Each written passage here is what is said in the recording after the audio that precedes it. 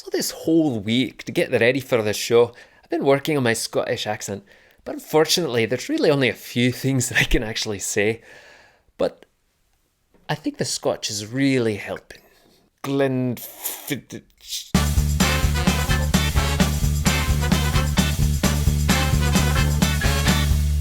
Hi everyone, and welcome to this week's Community Q&A. I'm Kelsey from beabetterguide.com.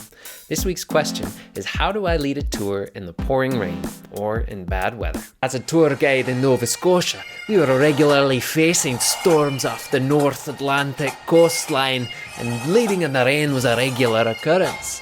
And in case you didn't know, Nova Scotia is in Canada, but is Latin for New Scotland. And also, we don't really talk like that. That's Old Scottish. We speak the New Scottish. So here are 5 ways to handle rain on your tour. It's all about setting expectations, isn't it? Every year, thousands and thousands of people go on tours in Ireland where they're happily poured upon because they were prepared. Make sure that you let people know that the tour is going to go on rain or shine. This way, people will be prepared, hopefully, and also it helps you avoid problems with giving too many refunds or into rescheduling nightmares. If you or your company can afford it, it's probably worthwhile to get a bunch of umbrellas. You can hand them out at the beginning of the tour, even if it's not raining, just in case, and then collect them back at the end. Other ways you can be prepared as a tour guide is have some plastic bags or tiny Ziplocs so that people can use them for their cameras, electronics, and wallets. Other things are tissues, because oftentimes rain makes makeup run, or people with glasses would appreciate it. This is super service, and if you're ready, people will be very thankful.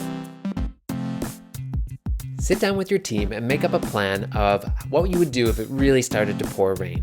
Are there shelters, lobbies, if you're in a city, coffee shops, things like that, where you can congregate your group and be comfortable out of the elements. Try and figure out a plan of how much time you would spend where, just so you're ready for the next rainstorm. If you know it's going to be really cold and miserable, then why not pre-prepare a couple thermoses with hot chocolate, hot tea in it. You can keep it a secret and bring it out as a surprise to lift people's spirits.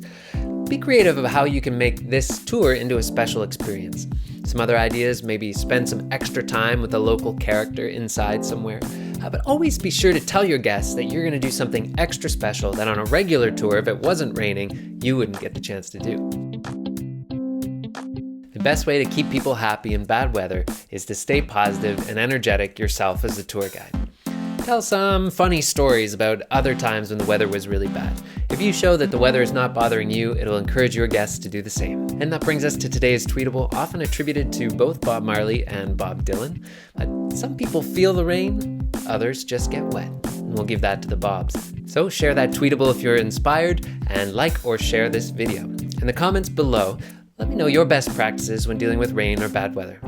Thanks for being here, and we'll see you next time.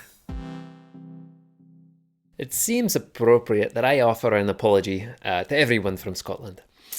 We're really sorry about what Mel Gibson did to William Wallace. That wasn't fair.